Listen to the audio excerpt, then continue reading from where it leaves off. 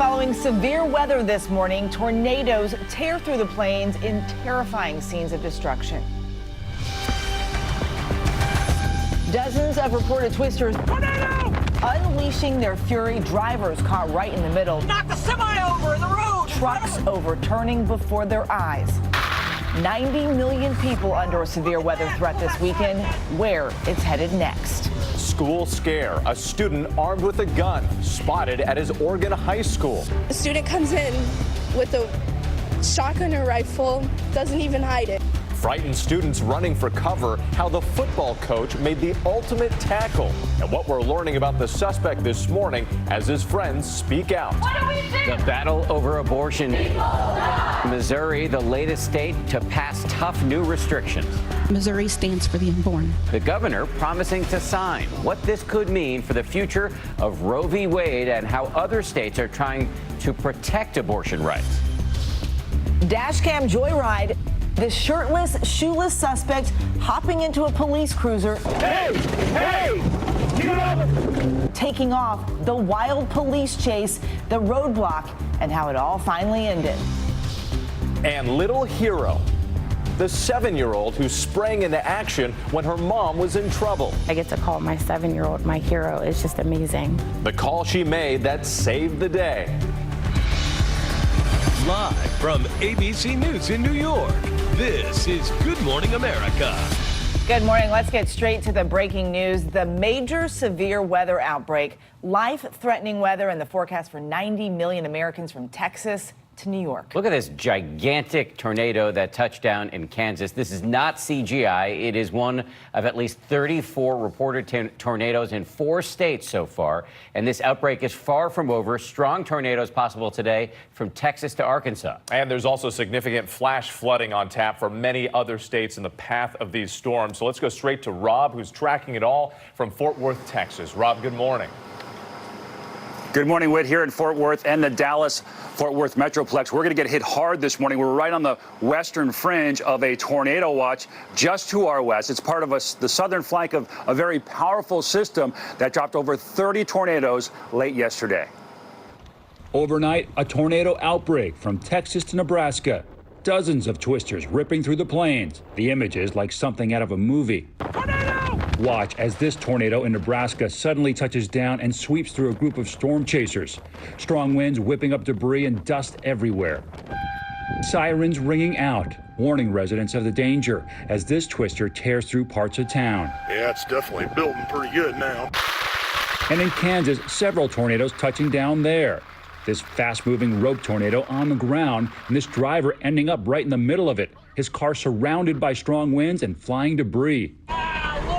In southern Kansas, watch this huge tornado on the move. The dark funnel moving right across the road.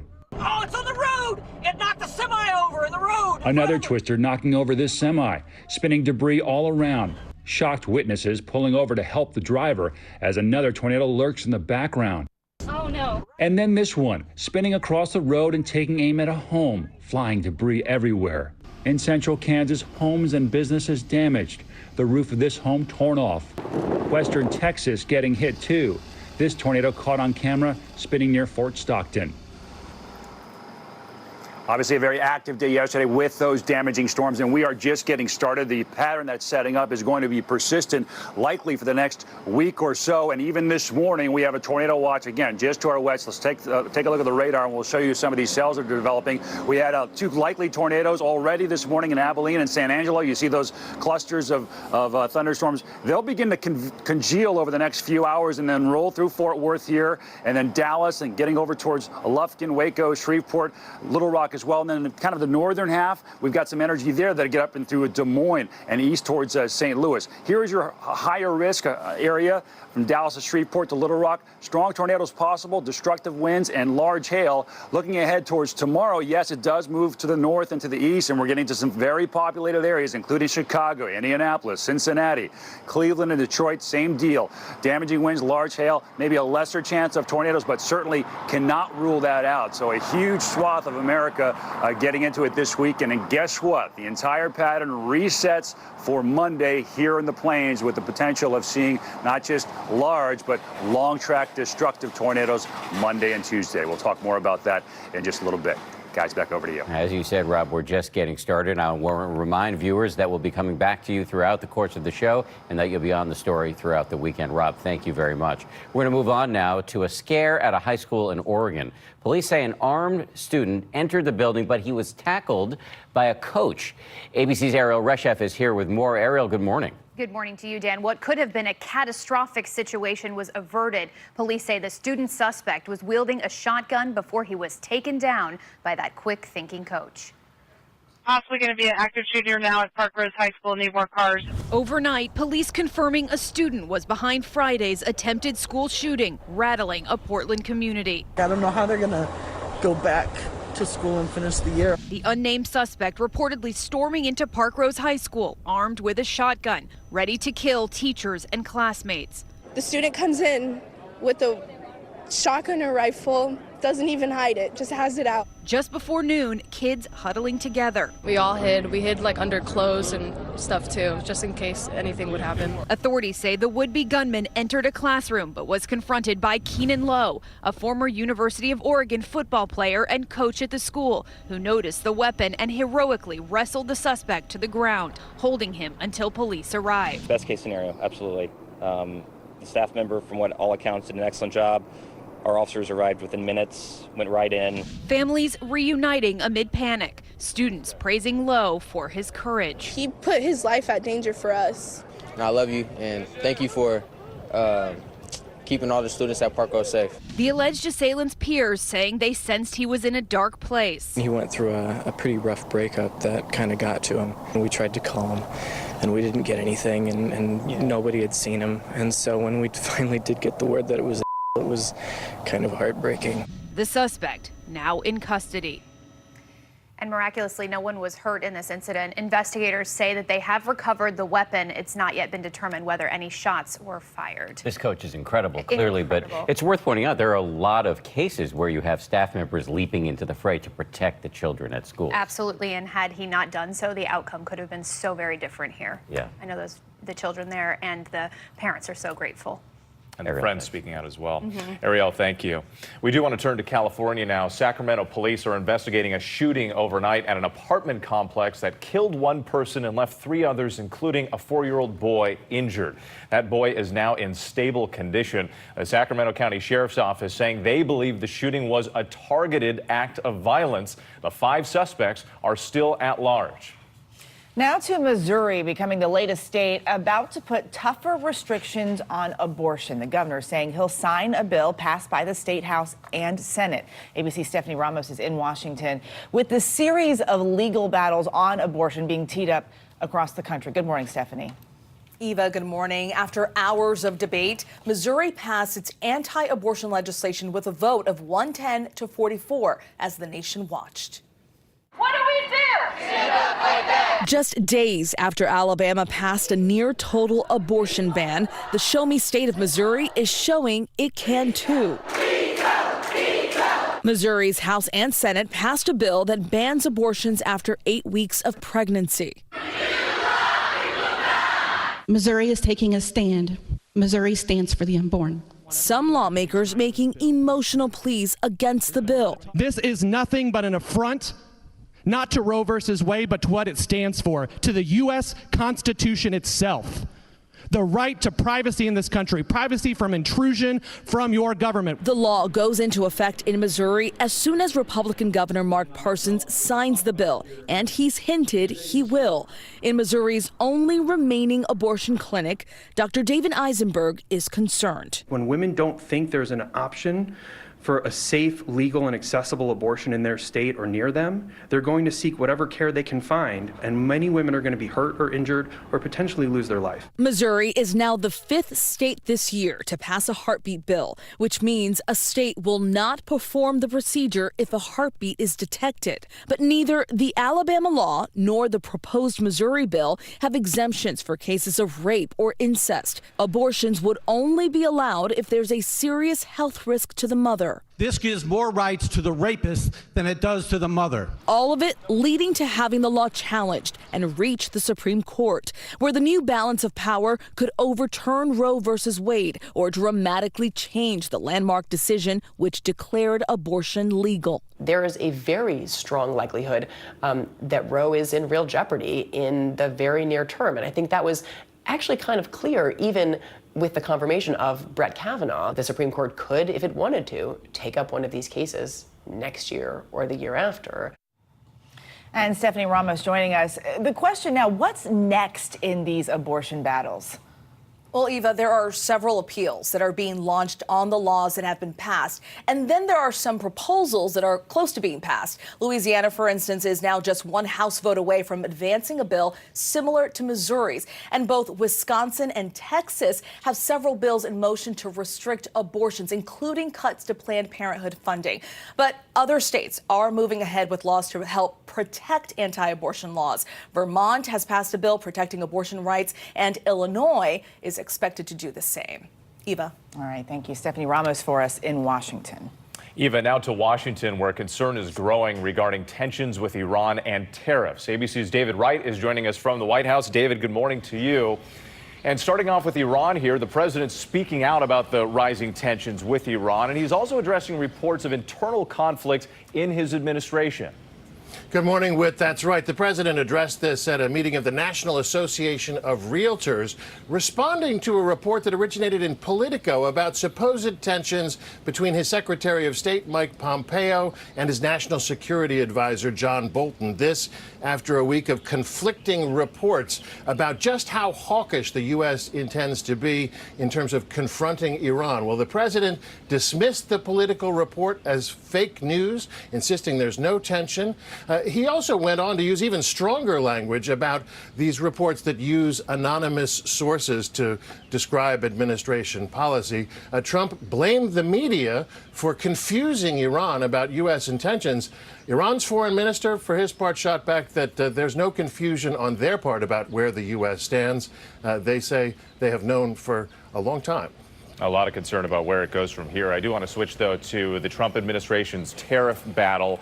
We've been following the escalating trade war with China, but now the White House announcing it's easing tariffs on Canada and Mexico.